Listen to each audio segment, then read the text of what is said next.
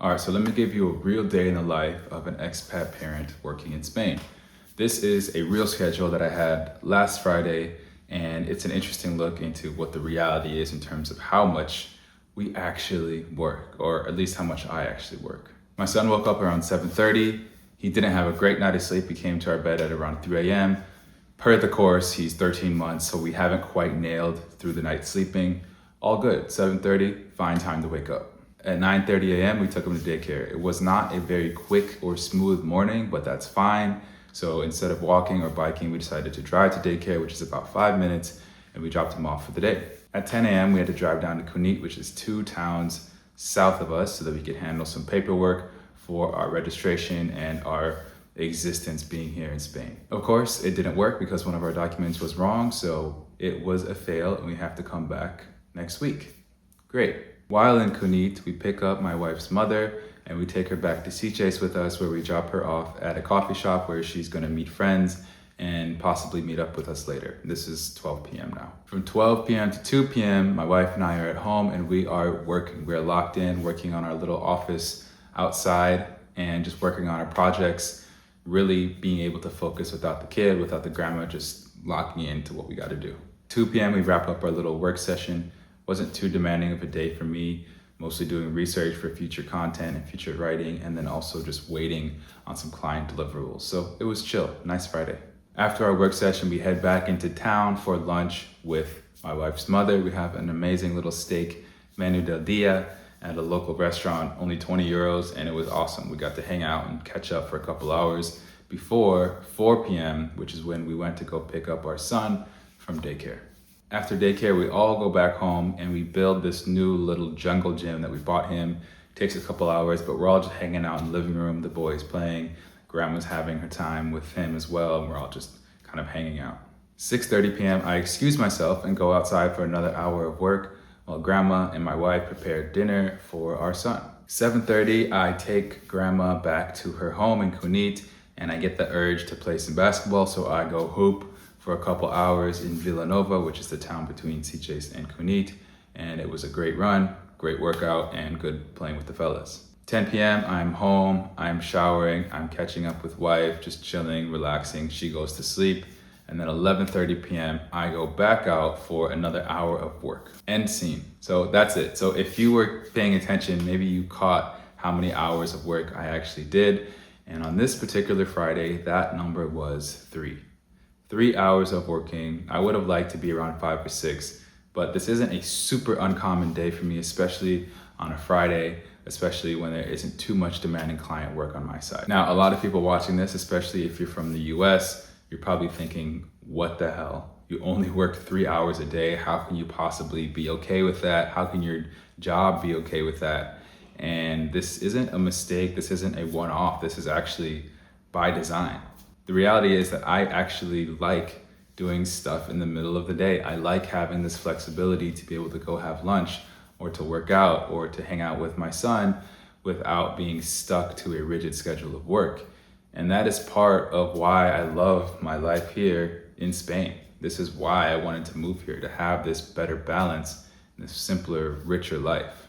But this isn't automatic. This doesn't just come as soon as you move here. This doesn't happen as soon as you become an expat. It's something that you have to be very intentional about building. You have to have a certain infrastructure that allows you to do that. And so to understand how I do that, there are 2 frameworks that I wanted to share. And these are the frameworks that I've held with me for many, many years, but I haven't had terms to define them until very recently. And they are honestly the reason that I'm able to live overseas, travel, and work at a schedule that fits my life. So framework number 1 is a portfolio career. This idea comes from one of my favorite writers right now, Iwana Johansson. She writes a Substack called After Work. And the whole idea is that the concept of work is changing. Whether we like it or not, thanks to AI, thanks to the way life is going, our job or our concept of a job has to change if we really want to be happy, fulfilled, and free. A portfolio career is where you can blend all different types of income streams and interests into your life in a natural way that lets you use your skills, lets you use your experience, but doesn't have you tied to one job or one project with grueling hours. It lets you have a little bit more flexibility and control and adaptability in case one of your income streams starts to falter. Ultimately, the idea is creating your own version of a career that fits the life that you want to live. So it's the classic work to live versus live to work. And this is more aligned with how I see myself for the next however many years, and also with my lifestyle that I'm living here in Spain with my family. Now, I've been doing this since I was 21, but not really having a name for it. I've started so many projects over the years, it's actually crazy. I've started a clothing line, a fitness company, a towel company, multiple agencies, freelance writing company. There's so many things that I've done that have either done well or flopped or just transitioned into something else. And I've also had some full-time gigs over the years that have been amazing as well. Working as a strategist for a publishing company, working in VC firms, working as a teacher. I've had this whole blend of experiences with different skills and strengths and passions that have got me to where I am today.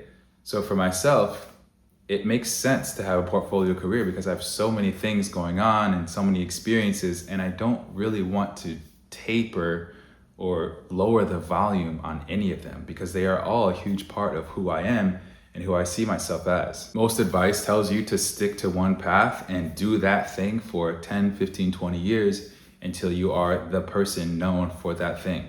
And honestly, it's good advice. If you are able to stick to one thing, stick to a niche, then you will become known.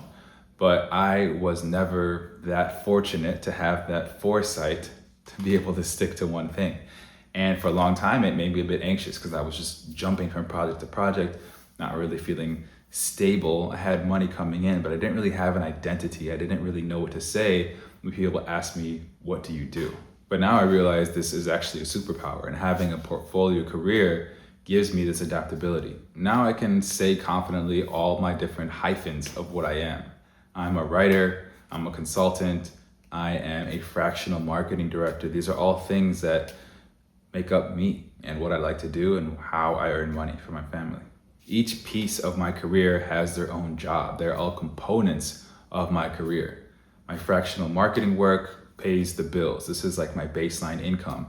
The writing gives me fulfillment. It helps me stay creative. It helps me parse my ideas and synthesize ideas that I have as I'm a parent, as I'm becoming a dad and learning things as I go, especially living overseas, sharing some stories that can hopefully help somebody else. The consulting provides flexibility, creativity, and also higher rate opportunities. So mixing these three together is what my career is. And it's also how I'm able to flexibly work 3 hours on a Friday sometimes. The reality is that I used to have these dreams of becoming the CEO of $1 billion startup, being featured on TechCrunch, going to Wall Street and ringing the bell, all of these things. But I realized at some point that this isn't the way my life was going.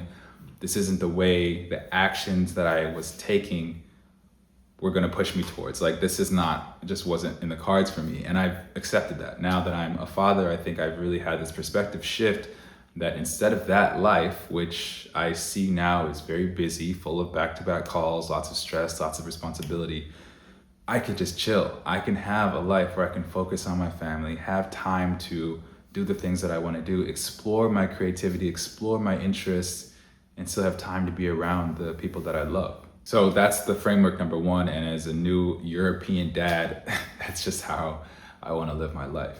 Now, framework number two is a lifestyle business. And this is a concept I learned from Daniel Priestley, who is a super successful entrepreneur. And he talks about how you can be very successful while still having it not take over your life. The core idea is that most entrepreneurs get stuck as the technician. They are doing everything. They are the business. So instead of owning a business, they are basically a glorified employee of themselves. They are a freelancer who has to do everything and is responsible for everything. As soon as they stop, as soon as they take a break, the business stops. And therefore your time is constantly tied to the success of your business and ultimately how much money you can bring in. A lifestyle business, on the other hand, is all about delegation. You have a team, you have specialists that are able to handle things that need to be handled, while you, as the key person of influence, are focused on things like pitching, publishing, brand building, these high level things that only you are able to do as the head or the face or the CEO of your business. You are out there talking to people, you're creating strategic partnerships, you are being the face of the brand while other people run the day-to-day. Now, I'm not at that level where I have a whole team of people doing different things for me, but this idea of a lifestyle business scales down to 1, 2, or 3 people, which is where I'm at. So for me, this means I have clear product lines, I have repeatable processes, I have ways and flows that support how I want to work, how I work with clients, and make everything smooth without having to question and reinvent things every single day. So that means these 3 hours that I might work on a Friday doesn't mean that the business stops, because I have the automations, the workflows, the processes in the background, still working, still doing their thing.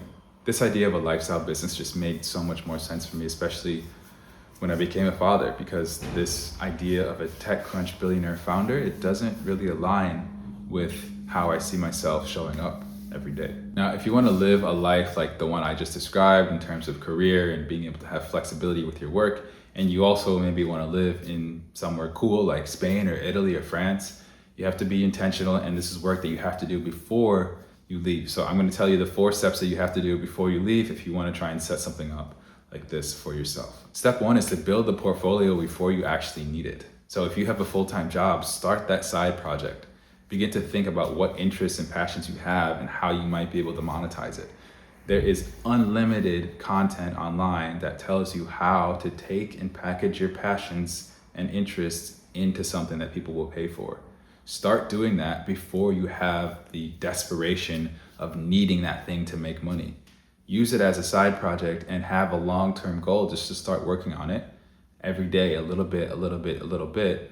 And then by the time you are ready to make that move and go full in on a portfolio career, you already have multiple income streams. Even if it's not a major income stream, having something to start is a big step forward. Again, the goal here is optionality. If one thread slows down, you have other threads to carry the weight, carry the burden, so that you're not stressed about money coming in. A portfolio career doesn't mean you have 5 things going all the time. It means you have 2 things that are maybe stopped, 1 thing that's taking up the majority of your time, 2 things kind of somewhere in the middle. Point is, you have things spread out, and it keeps things honestly quite interesting and keeps you alert and makes it so that you don't have this much stress about one big project that you always have to worry about. Step 2 is to design your work around 5 strong hours rather than 8 mediocre ones. I've never been an amazing time manager, but what I have done is spent time with myself to realize when I'm actually able to get the most work done. And not just mentally and psychologically, I mean like literally when my kid is gone and I have time to be able to focus on things. So for me and my family and my wife, our time to work strongly, heavily focused is between 11 and 3 p.m. That's time that if we need to, we can take that whole block of 4 hours and just crush work. And then if we find a couple more hours in the morning or in the evening, that's fantastic. But that block is our most interrupted productive time. And so we keep that sacred. We keep it strong and solid, either at home or generally at home at our home office, but we make sure that we have this time to lock in and do things that we gotta do. I've also accepted that my day is going to have holes in it. There are no days that are exactly the same living abroad. There's bureaucracy, there's random errands, there's random things that you wanna do. Maybe I wanna hit the beach one day and that's fine. But again, this is where having a lifestyle business makes sense, because you can have the holes and have these little gaps only if you have the automations and the workflows and the processes dialed in on the back end. I've also stopped stressing out about if I didn't reach a certain number of hours. I just let the work breathe.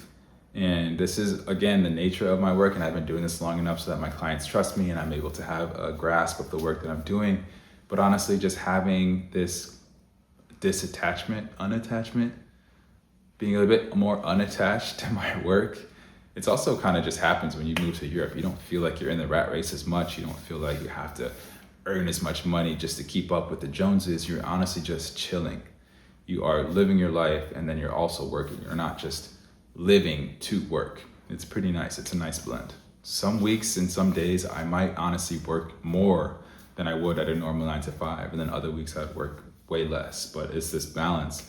And honestly, over the course of a month, it all sort of balances out. Step 3 is to create a dashboard that you can check in 5 minutes. This is like a health dashboard of your business. so that rather than thinking about KPIs and metrics and all these things, you have just a few things that you can check to say, okay, I'm all good.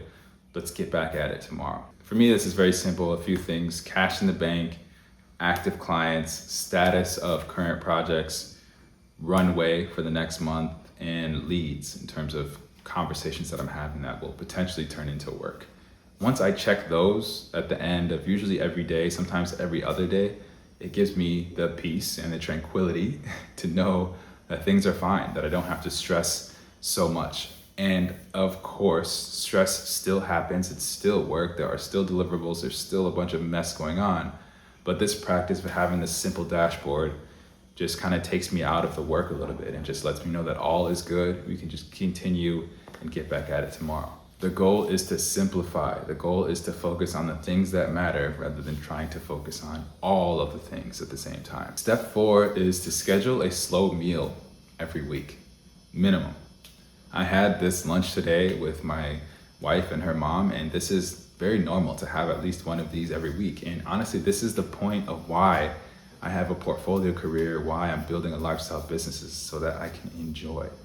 And it can be easy to get caught up in the work and the projects and just be like, no, I don't have time. But you really owe it to yourself and your family to make sure that you are taking these moments to breathe.